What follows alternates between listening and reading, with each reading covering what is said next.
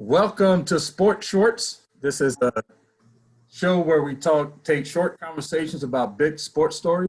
I'm one of the hosts, Ray Roberts, and I have to say, Jerry, that I am so tired of sitting in my home and playing trash can basketball against my cat.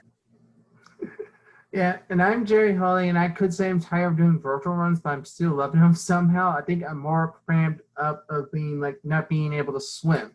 It's my So talk to me a little bit about your virtual runs, Jerry. Like, what is that all about, and is there what does it benefit, or is it something well, that's special? there's quite a few actually I do for charities. I actually just recently finished what was called the Chocoholic Frolic, which I have no clue with charities, but I actually went back to the first virtual run company I ever did, which was Virtual Strides, and their first ever virtual run I did was in 2017, which was Eat My Crust.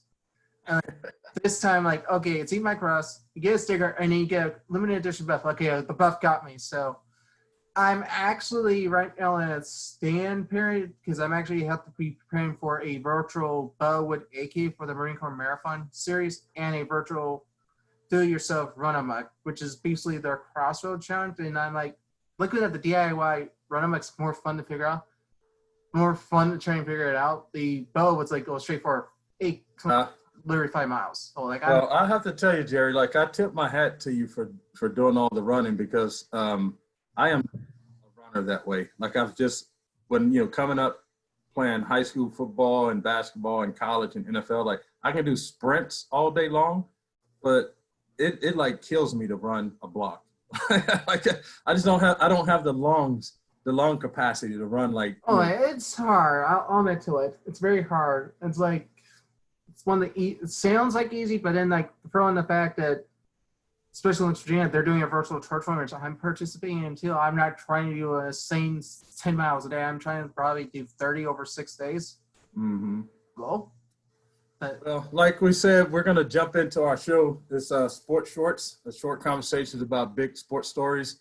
And one of the big topics coming up here lately in some of the cities and states and different counties have been phasing in more access for folks and allowing businesses and gatherings to happen under controlled situations. So naturally, a lot of the attention has been turned to what does sports look like when it comes back. And so, for me, having coached high school football, it's really important to see how that's going to come back too, Jerry. And I know out here they're talking about whether or not the fall is going to be a virtual school or how they're going to do block school, and then how does that impact sports? It's supposed to be.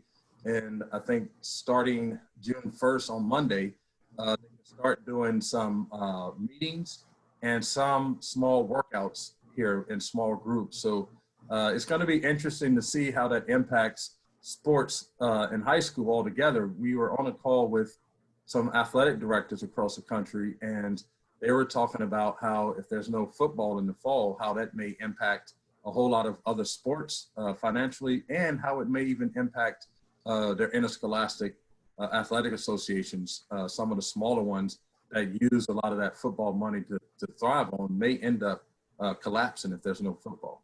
yeah, and I don't know much on the East Coast because right now there's been multiple states who've been epic centers. And in the case of Virginia, we, as of today, Northern Virginia, when its phase one reopening, we are allowed to tentatively go to gyms, but it's like outdoors and everyone has to be at least 10 feet apart. So it's kind of challenging. But when I've gone to a local middle school track, I've seen some people practice sports a little bit in some skirmishes, and they're doing their best to do 6 feet apart. But like there are some people who are just recreationally doing stuff, but high school wise, it's like very hard to see what's going to go down. It's even probably more unpredictable for middle schools at the moment too. What's going to go down? Like it's very complex. Yeah, and it is complex. And the thing that's interesting too is it's a big part of a student's experience in school, and especially high school, whether it's the Friday night football game or the Tuesday, Thursday basketball games, or it's the kids that play tennis or baseball or softball. Like it becomes part of what they do, and to possibly not have that experience is going to be interesting if you don't. And then you start thinking about how does that impact like recruiting, if you don't have a season to play and you're a recruitable athlete, now you don't have film to have for football or basketball, baseball, swimming, whatever it is. It'll be really interesting to see the trickle down effect that could start at the lowest level, at the high school level. Oh yeah. In going straight into college, actually, there's been actually, because I actually just heard yesterday, Central Michigan cut their men's cross country and track and field. Yep. Eastern Carolina wiped out its whole swim and dive programs because of this whole thing. And yet the NCAA is slowly getting back to normal, but we have no clue if college football is going to happen, because like one of the most biggest highlight games for this season would have been Navy and Notre Dame in Ireland again. But who knows if that's even going to happen. But like there's some conferences trying to figure out what they're going to do. Yeah.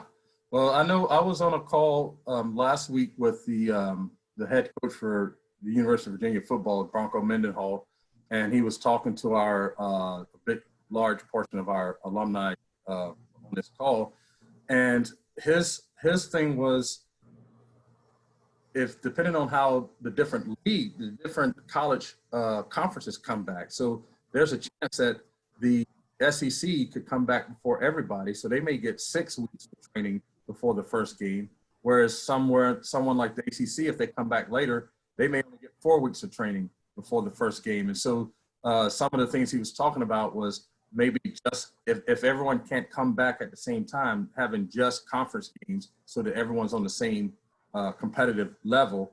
But then also the idea of having college sports without students on campus was an issue too. But we just heard, I know it's specifically for Virginia, University of Virginia, we just heard yesterday that the President Ryan, said that they anticipate college opening in the fall on the normal schedule with in-person classes. And so I think if that happens, then I'm almost certain there's going to be a football season, and then that's going to then roll into the other late fall, early winter sports and spring sports. Yeah, basketball itself, which is by far almost every NCAA school participate, both men and women, is going to be a big deal. Like the program, for example, George Mason, who won't be, I don't think they're planning to cut any programs. Their big money bringer is basketball, which is luckily enough for the universities who do not have football programs. Like that's good, but at the same time, the football program is usually your moneymaker. Yeah, it is. Mystically evolved, and like you said with conference play, but that pros in accruing definitely into the service academies, particularly because that commander chief thing has to be done officially. You cannot. Right. Thing. It's like, are they all just going to play at one site, which unfortunately for Army Navy, that's always been neutral site. But Air Force, like the Air Force game may be forced to a neutral site, which make more sense, but they've always played on each other's campuses. So like it's a very complex situation, especially rivalry games too. Yeah, it is real complex because not only will you have to try to figure out how to prepare for a season, you also have to then abide by all the CDC rules around testing and social distancing, and you think about the different sports, and football is very contact. Basketball is like, and you face some of the more solo type sports, tennis, golf, those types of sports. You can handle the social distancing a lot better because it kind of lends itself to that. But in some of the more team sports where you're in some place, like it's going to be interesting to see how they do you test before every game and every practice. Like it's going to be really interesting to see how they carry that out. And then I was just remembering, Jerry, I think if you can correct me if I'm wrong, they were talking about the spring athletes from this year getting another year of eligibility because they missed the whole spring. So then how does that look going into next spring? Or if you have athletes that decide like I don't want to take the extra year, like how does that impact teams and accomplish kind of stuff? Because the NCAA did approve it. I'm not sure how many players are taking it. I know if you've probably been paying attention to the transfer portal, there's been a few big name quarterbacks who went around. The younger brother of Tua went on the transfer to Maryland. Like you went from the king of football to basically probably not to offend any Maryland fans, probably one of the laughing stocks of the Big Ten. But however, they do kind of make it competitive. They almost beat Ohio State. Yeah. And so like they can be competitive in that conference. Yeah, well, that really surprised me too, Jerry. Like I remember when they made the announcement that he was going to go to Maryland. Like I was looking all over the internet trying to figure out like what was the draw to Maryland. Like, do they run the right system? Do they like? It's not like they put a whole lot. They're producing a whole lot of NFL type players. They're not known for having like dynamic quarterbacks. Like so, like it was a really interesting, odd selection of all the schools in the country that he possibly could have transferred to, that he chose Maryland to transfer to. I thought that was really odd. I don't know what the connection is there. Yeah, and then you have the quarterback from USC who's transferred to Georgia, which now he's went from the Pac-12, which is usually could be like could easily be a three horse race depending on how the season's going, to Georgia, which basically means you're going into one of the most competitive conferences, the SEC East Division, which could be predominantly either Florida or Georgia to take, because usually those have been the top ones. Because the West is like a free for all. Yeah. Similarly, because LSU has lost most of those players, they could be going down. Potentially, you also have to deal with the fact that will Alabama rebound, will Auburn be good? Like those are like the major factors in that one, because you really could sort of toss out like Arkansas. You sort of can toss out the other ones, but then again, you can never count those ones out at all. Unfortunately. Yeah, well, it's interesting that you brought up the transfer to Georgia, because then that brings our college conversation to a kind of a full circle, because I think one of the reasons Bronco was concerned about the SEC getting a jump on the preparation is because Virginia's first game, I think, this year is supposed to be against Georgia. Yeah, this is ironic. And so he wants to make sure that he has a level playing field. The other question I want to ask you, Jerry, is that, you know, it may be for some fans, it doesn't get as much attention as most, but how might this impact the colleges that do hockey? Oh yeah, it's been an interesting scenario there too, because how that system's complex, because you have actual Division II schools like the University of Alaska who are actually D1, like how this is going to impact them, and who they were literally, I think the women's, when this thing call came out, they were into their actual tournament, and the men's I got you. going to their championship, the conference championships, and everything got wiped out. Hockey itself, like it's. Yeah, we don't know what's going to do, because I think this is going to be an interesting point because of sort of jumping into the professional leagues here. Yeah. The NHL is like the only league who's officially announced they're coming back with a 2014 playoff format, which, laugh at this, of the 31 teams, only 2 rejected it. Ironically, Carolina and Tampa Bay. The rest, like, we're cool with it. Look at Major League, they already have a plan in place for coming back too, and how that's going to be impacted too. It's like there's a lot of what's going down. Even like the only sports we haven't heard any on yet professionally are like the NBA and the WNBA, because the WNBA was supposed to even start this month, but it hasn't happened. NBA would typically be in its playoffs right now, and the NFL, they with just their draft for it, and they have their upcoming ordeal with a season which we have no clue how that's going to pan out either. So it's very hard to say some of these team sports how they're going to be impacted as well.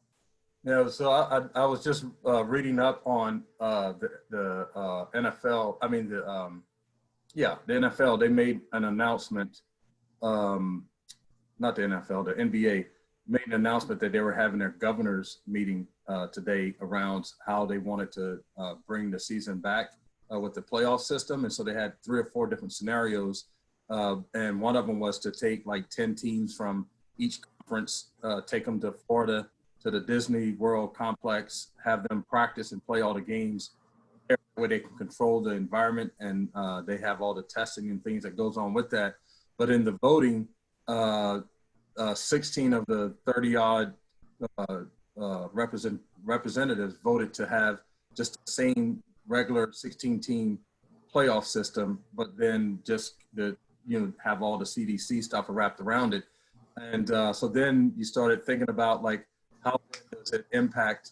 And this is with hockey too. Like if they're coming back to a playoff system, how does it impact those small market teams that aren't going to play now for like 9 months? They're going to have like a long time off where they don't have fans in the seats, where they're not doing cost sharing with other teams.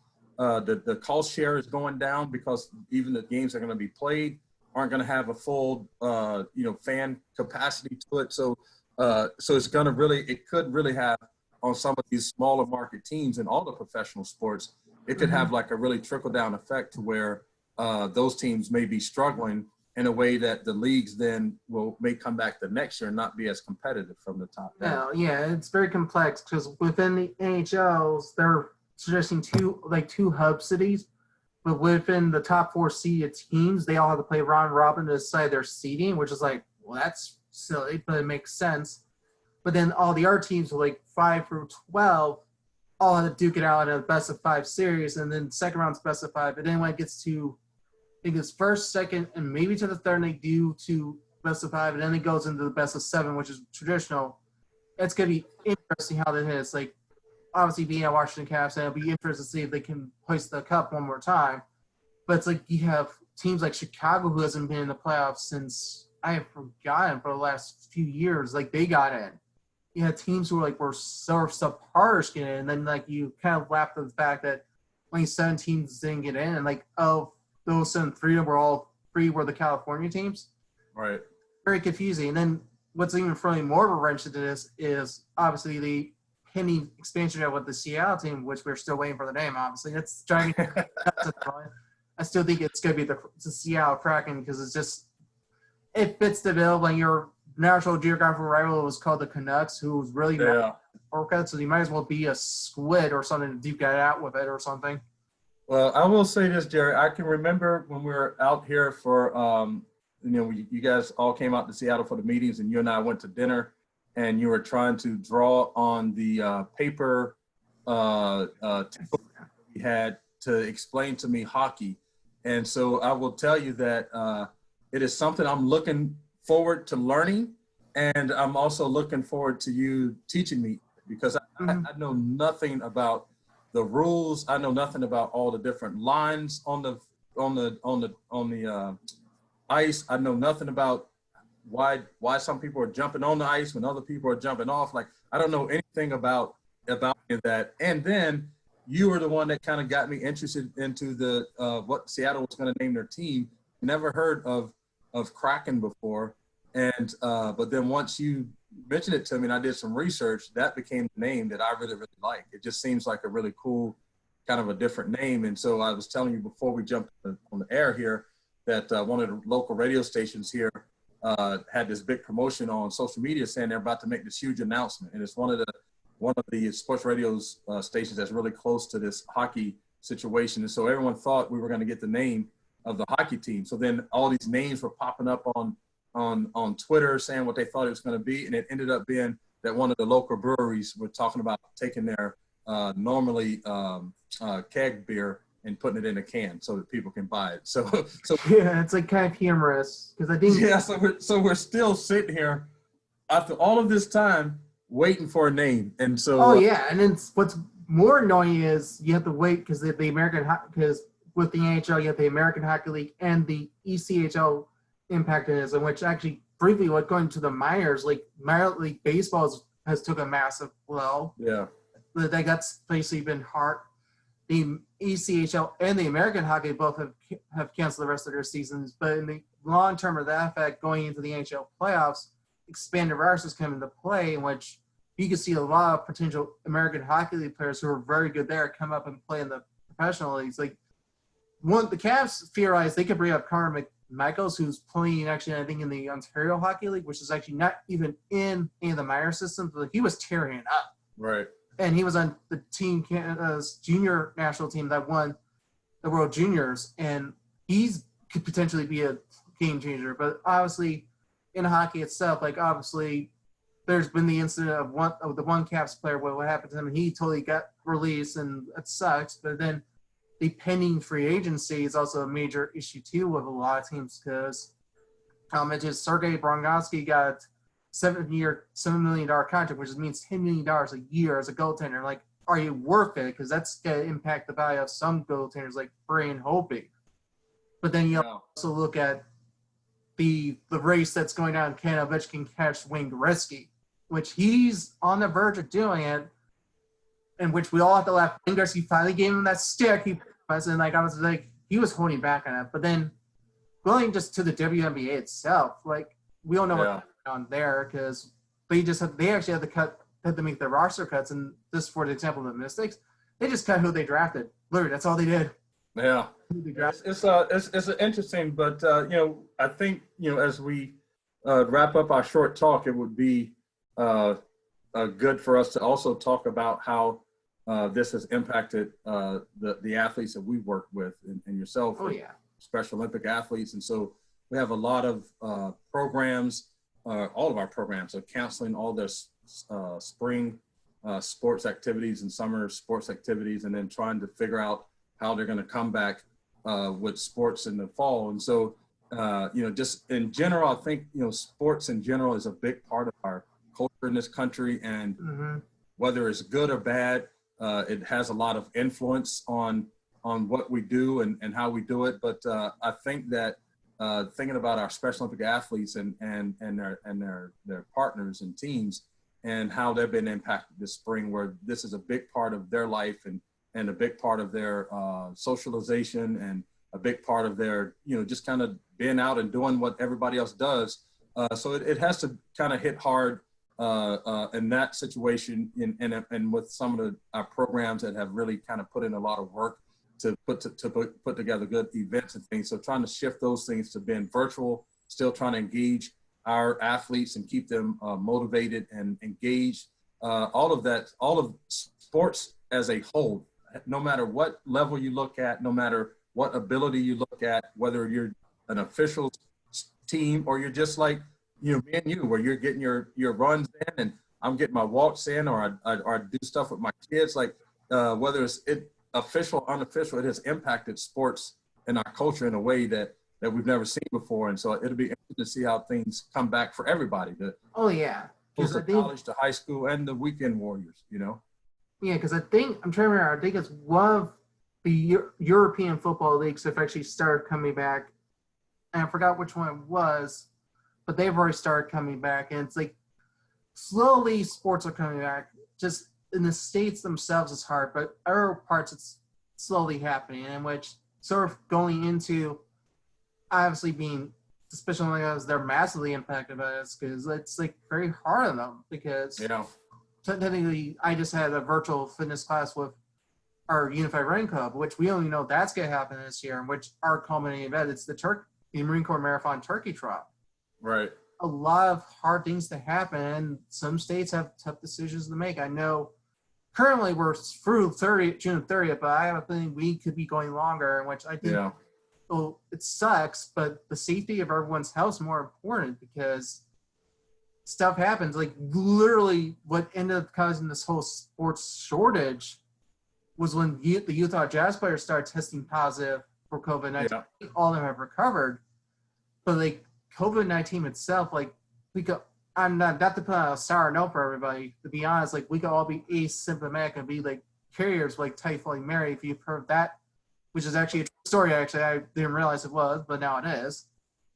It's like we all could be asymptomatic and such, but like we're all doing our best to handle this. I think the new norm is going to be a major impact. We don't know how long it's going to happen, but I think most of us will be appreciative when sports come back, or even when we're able to deal with some social gathering of some sorts. But I think sports ends up being a bedrock of culture. Unfortunately, it's true. Like sports is universal.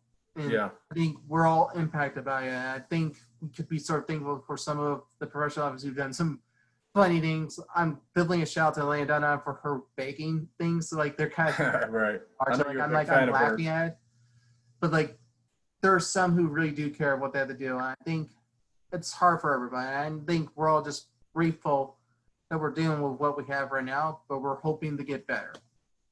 Well, I was going to ask you to give me about 20 seconds of a closing of what you were anticipating or what you'd like to see, but I think you did a really good job of wrapping it up right there. I think for me, I just think that the outlet that sports provides, whether you're the actual athlete or you're a person that's in attendance, I think it's in desperate need to be back.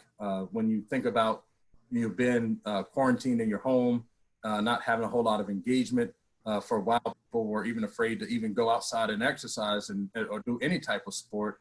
It has a toll on your mental health. And so I think as much as the entertainment value of the sports, that we like. I think it also has a mental health component to it that'll be healthy for everyone. And I think the sooner they can get back to some form of sports activity that people can engage in, view, cheer for, watch, participate, I think it'll be better just for even that aspect of it. You know that. Oh yeah, cop NASCAR is already back. Like it's we could all have our debates on that, but Yeah.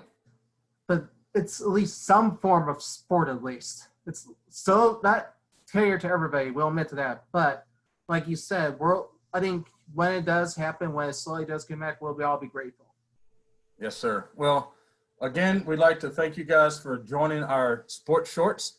I'm Ray Roberts, like we said before, and this is my co-host, Jerry Holly, and Holly. And Jerry has a wealth of knowledge, and I have a little bit of knowledge compared to what Jerry brings, but this is what we're trying to bring to our listeners and our viewers each week is just some short conversations around some of the big sports stories. So we're looking forward to seeing you guys the next time. And for now, peace out. See you later. Bye. Bam.